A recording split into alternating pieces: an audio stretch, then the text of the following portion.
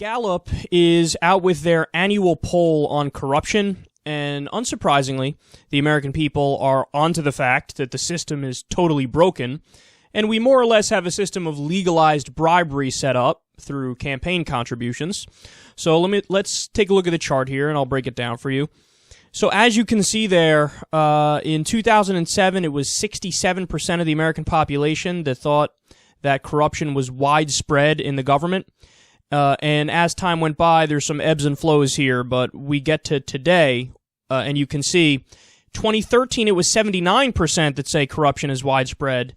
2014 it's 75%, and this time it's the same. It's 75% now. In fact, I don't know why it doesn't say 2015 there, but I believe it said in the article that it's 75% as well for 2015. Now, believe it or not, this is actually less than some other polls that we've covered on this issue.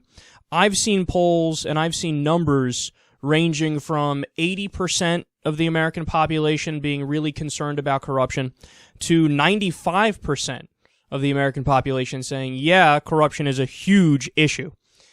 So this is actually a lesser number than all the other numbers that I've seen on this issue, and again, when you get into the specifics, I'm not sure that the American people can tell you exactly what the problem is, but when you speak broadly and when you speak in a generalized way and when you keep it vague, people kind of know they're getting hosed. So this is interesting and it's quite telling yet again, but for everybody who feels defeated on this issue and they think we can't win because the system's too far gone, let me give you a few more numbers here so you can see that it's not like it's this hopeless everywhere in the world, so there's no reason to continue to feel hopeless. In fact, what we should do is we should get up and fight. We should work within the system to change the system fundamentally to make it so that we have a democracy again and not effectively an oligarchy like we have right now. So to give you some more numbers here, how many people feel corruption is a big problem in Norway? Only 30%. Remember, here's 75%, there 30%. Okay, how about Finland? 26%. So again, a massive gap between how screwed up we feel our system is and how screwed up they feel their system is. How about Denmark? Only 19% of people in Denmark say corruption is a big problem in their government. And finally, how many people in Sweden? 14%.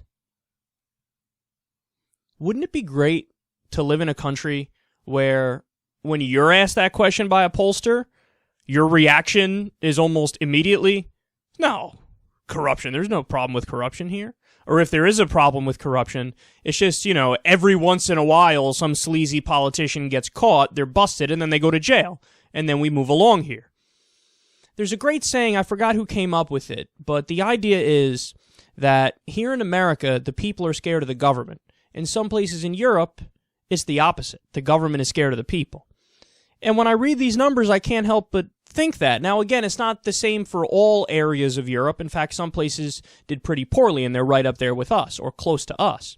But here are some examples of some places in Europe where that is the case, where the people have said to the government, hey, bitch, your job is to represent me. If you think it's anything different, think again, because I'm going to kick your ass out of power, and you're done.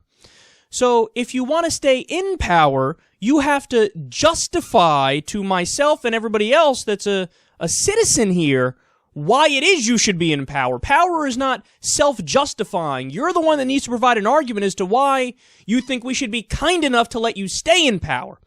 Again, this comes back to one of the fundamental ideas of democracy. Now, of course, when you talk about the U.S. and a lot of these other places too, there's a balance because you have a constitution which lays out rights, which are things that are off the table and non-negotiable. So we don't have tyranny of the majority because you have rights, but outside of the things that are constitutionally protected and are essentially written in stone, well then yeah, everything else should be on the table and open to democratic discussion. And we should give a shit what the polls say, and we should implement what the majority of people want. And what we're looking at in America, as we've gone through here, is that the overwhelming majority of Democrats, independents, Republicans, and everybody say the system's broken, the system's not working, corruption is the main problem. Wouldn't it be great if we lived in a country where only 14% of us said, yeah, corruption's a problem? Because you know what that would mean? The government is much more representative. Now, again, I don't think people can give you the specifics because they don't follow this stuff for a living. But when you get into the specifics, the dynamic of the problem is actually very straightforward. You have lobbyists, you have corporations, you have individual big money, rich donors who give money to the politicians, and then the politicians more or less do their bidding, and in most cases, they only do the bidding of their donors. And then this is how you keep the system going, and this is how you have a kleptocracy or an oligarchy, is that when you look at the overwhelming majority of the American people, when you look at the middle class and the poor, we almost never get what we want when you look at the opinion polls. But who gets exactly what they want? The rich. When you poll the rich and ask what they want, that's what we actually end up getting in terms of the real policy that's implemented. So we need to fight back. We need to defeat this. We've spoken about it before, but we'll talk about it again here.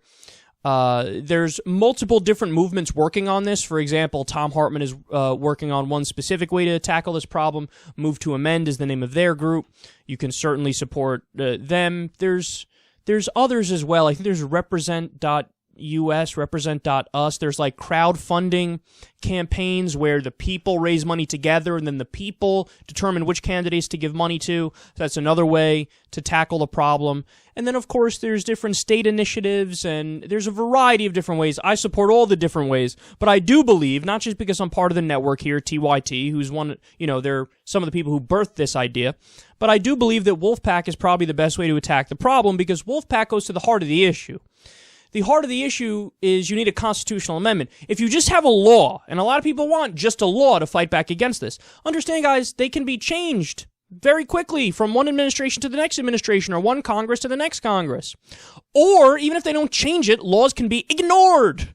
There are plenty of financial regulations, economic regulations on the books that are totally ignored today. Some anti-monopoly laws are totally ignored. So I don't think a law is strong enough in order to beat this problem. Don't get me wrong, I'd support a law if it came up and they said, hey, this is to regulate money in politics and, let's try to do it. Well, okay, great, I support it. By the way, I think the Supreme Court would slap it down, but either way, I'd support it. But the real heart of the problem is you need a constitutional amendment to fight back against this because the Constitution, while of course there are examples of it being out and out ignored, it is harder to ignore a constitutional amendment. And especially if you just set the amendment today and we win the battle today. I mean, at one time we had prohibition and everybody said, we'll never get rid of prohibition. This is with us here forever. And then what happened? They fucking got rid of prohibition. I mean, let me ask you, if it's 1959 and you're living in segregated Mississippi and you're a black family and somebody says to you, hey, within 5 years, the official system of segregation will be gone, would you believe them? You'd say, fuck no, what are you, crazy? I think this is going to continue because there are no signs that it's going to go away. So what? Some people are mad about it and they're protesting. It doesn't mean anything. It's not going to change anything. This is our reality. We're used to our reality. And a lot of people felt defeated. And you know what? They were wrong to feel defeated. Because you keep fighting, you keep fighting, you keep fighting, and then eventually you win. And before you win, everybody says there's no way you're going to win. But then after you win, everybody goes, oh, it was inevitable. They were going to win no matter what. So you see how this works? So the bottom line is we need to fight on all fronts to fix the heart of the problem because this is the main issue that affects all other issues in politics. 80% of the American people want to raise the minimum wage. Are we going to get a good minimum wage increase and chain it to inflation and do all the right things without getting money out of politics? It's a very tiny percentage chance. Again, over 80% of the American people say we want a minimum wage increase. We haven't gotten it yet. Why? Because they don't give a shit what you think. How about universal background checks for gun purchases? Over 90% of the American people want to do that. Even a majority of Republicans are on that side. We don't get it. Again, because of money in politics and the influence of the NRA and the gun manufacturers and lobbyists. And I could go issue for issue here. Only 17% of the American people want to be involved in Syria. Guess what? We're involved in Syria. We're bombing right now. Why? Because they don't care what you think. Well, we can force our government to care about what we think because we would be the ones paying them, so they would only listen to us. As of right now, they take money from private donors, so they're going to listen to the private donors, and that's why you see the system as screwed up as it is right now, and it's time to fight back.